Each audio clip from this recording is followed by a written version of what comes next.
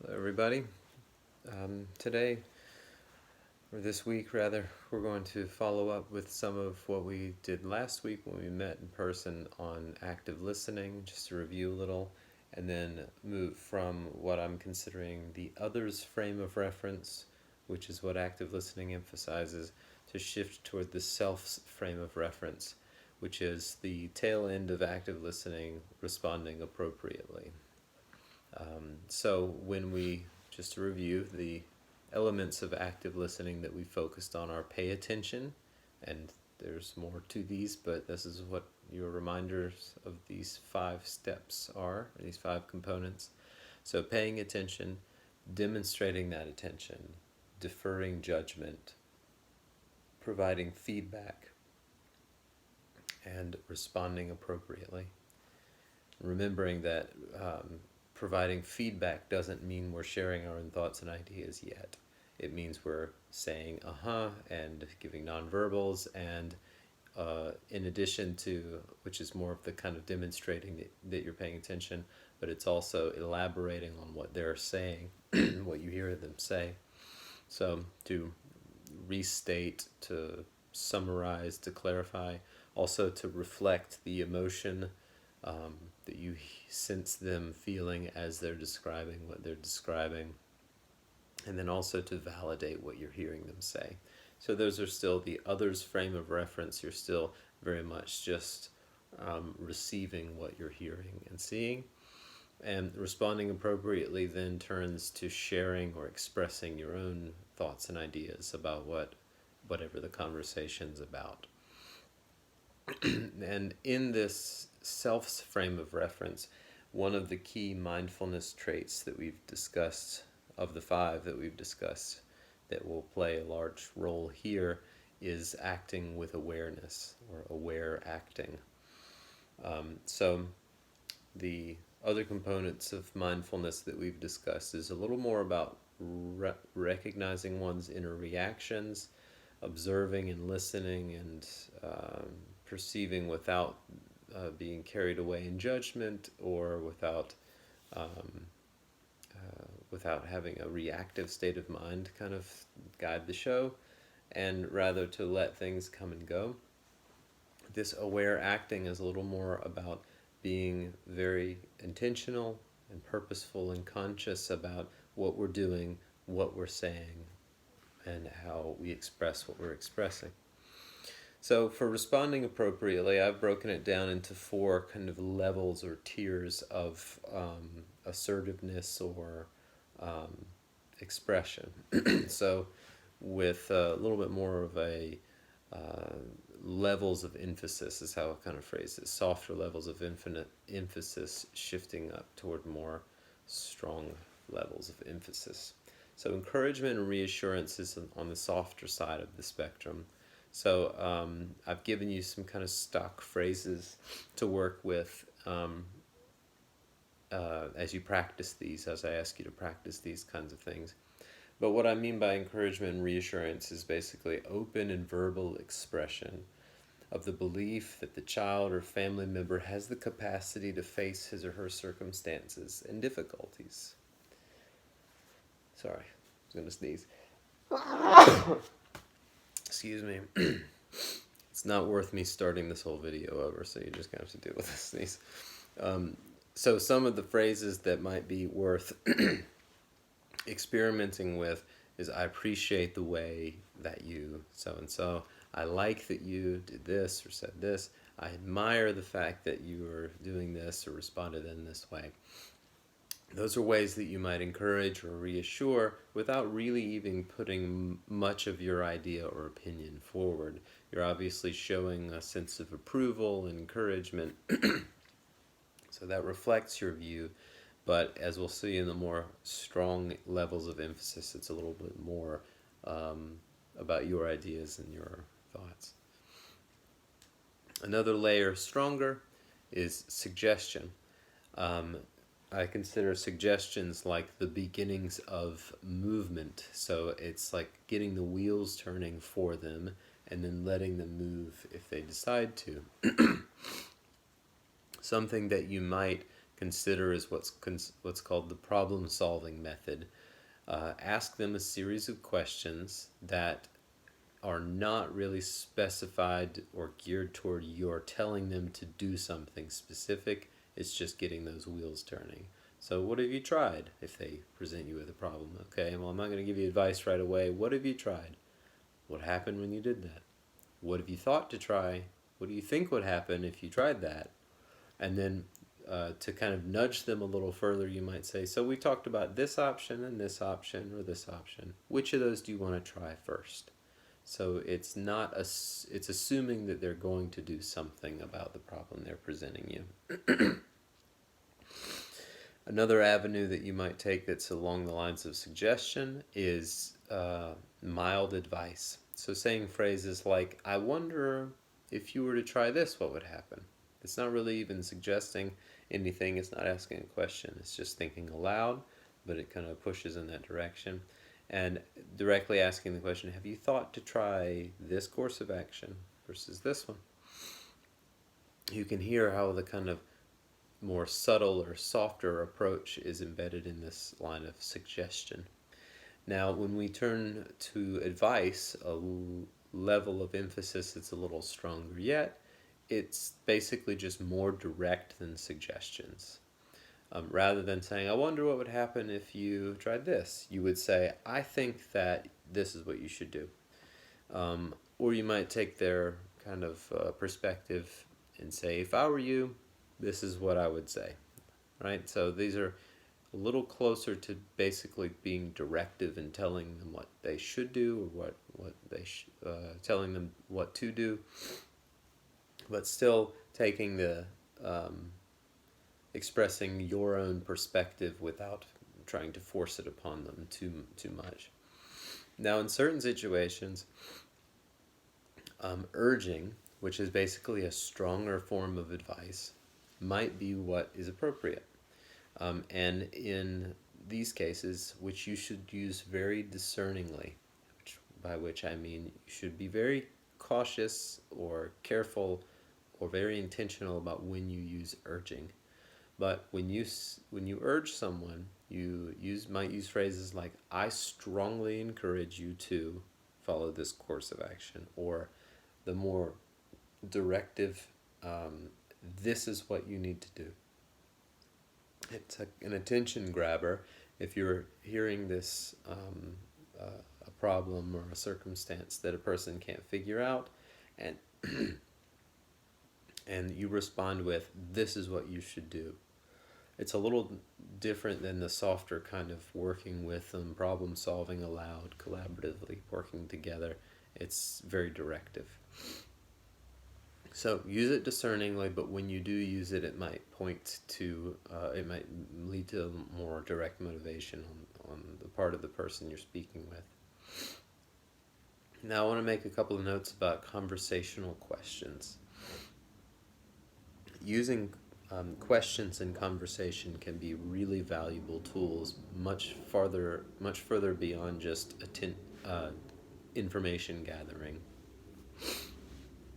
What I encourage in the use of questions is trying to use questions singly. That means don't barrage with a bunch of questions. The person doesn't know where to start. So use one question at a time. Make it succinct and clearly understandable. That's sometimes hard, but not letting your question go on and on and on and on and on and be vague. Be careful or be diligent about using direct versus indirect questioning. Maybe different reasons why you would use a direct question versus an indirect one. And open and closed questions can be used discerningly too. An open question is not one that can be answered in a single phrase or word. An example of an open question might be something like, how did you grow up? That's pretty wide, okay? A person might go in many different directions to answer that question, and it might not ever really fully be answered. The question, what town were you born in, is a very closed question. Doesn't mean it's bad, it just means, Spartanburg, one word answer could suffice. So if you're trying to get more out of a person, using open questions might be preferred. You might be considerate about whether you use what questions or why questions. In different circumstances, what questions can be a little more inclusive, a little even less threatening. Why questions can, not always, but can be heard as accusatory. So saying, why did you do that, is a finger-pointing kind of question at times. Asking what happened or what led to this happening might be a little bit more of an easy way for a person to move into a question. A really important part of using questions in conversation is to wait for them to answer them. That doesn't always come naturally. Sometimes we ask a question and then there's not an instant response, so we move on quickly. And we should be cautious of that, to make sure that we give the person time to think about the question, think how they're going to respond, and then give them time to actually respond. I'm not going to go over a lot of these in detail, but on your summative skills handout sheet, I've suggested a few basically conversation starters, but they're conversation starters that I consider big small talk. That means that they're small talk, like just kind of chit chat, but they can be really deep or profound even in the person's life. Tell me about a time that you felt really disappointed. For a child especially, that might be a simple thing. Oh, well, let me get to know you and tell me about a time that this happened. But it could also open the door to a lot of other nuances about who they are. If you're trying to learn about their family, tell me about ways that you are similar to your mom or your dad, or tell me about ways that you're different from your brothers or sisters. That could be real quick ways and easy for the child to answer, for you to get to know them a little bit more.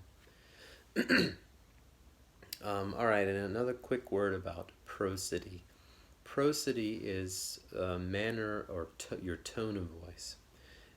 Prosody or prosodic speech mimics a little bit more of, at an extreme end, kind of like a sing-songy voice. It's more musical vocally. Something that doesn't come naturally to everyone, myself maybe obviously included. Prosody has more inflection in the voice, much more variety, some shape, a kind of melodic contour. Whereas those with voices more naturally like mine tend to have a narrow range and doesn't fluctuate quite as much. And it's challenging because authenticity is so important. If I walked into a therapy session with a really dramatic sing-songy voice, like exaggerating my vocal qualities, it wouldn't be all that comfortable for the other person. It would probably seem odd, and I know it would seem odd to me. But there's an authentic way of speaking that can tap into that prosody, that more melodic kind of tone of voice that I can find, that allows it to feel natural, allows it to sound natural, but also allows it to be prosodic language or prosodic speech. It's in this way that we each have to literally find our own voice. Voices that seem natural and genuine, but also open and warm or welcoming. The purpose of this is that it conveys a sense of safety. So I've mentioned the polyvagal theory a couple of times, which I'm not going to go into in any large depth. But basically, the polyvagal theory outlines that there's 3 states that our bodies and minds can be in interaction with others. There's the fight, flight, reactive, busy, anxious stage. There's the kind of shut down, freeze, faint, or feign state of body and mind, when basically we shut down out of fear or terror. And there's the social engagement system that is where we feel safe, where we feel belonging, where we feel comfort. Now, when the one branch of the vagal nerve is stimulated, then we feel more in that social engagement state of mind. And part of the reason that we do is that the vagal nerve um, is stimulates or activates or controls the ocular muscles, which are the muscles of the inner ear, the middle and inner ear, and then the ocular muscles, which are of the eye, and also of the middle ear muscles. So the ocular muscles are the muscles that controls where our eyes are, and the muscles around the eyes, and that the eyes and especially in shared eye gazing or in eye contact, can lead to a person's feeling more or less safe.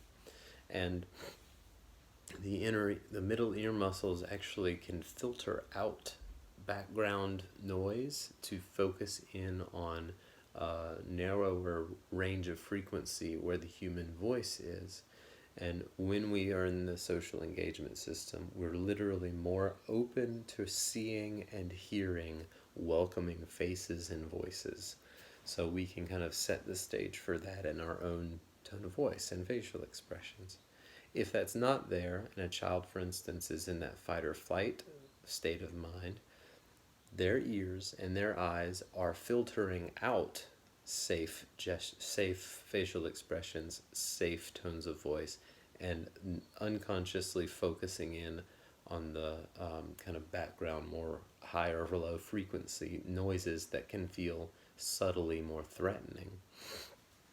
So we can help children filter out the threatening sounds and sights and focus in on the welcoming, safe sounds and sights of their environment simply by changing the way our voice sounds. And it's a subtle thing, but over time can become quite positive and powerful.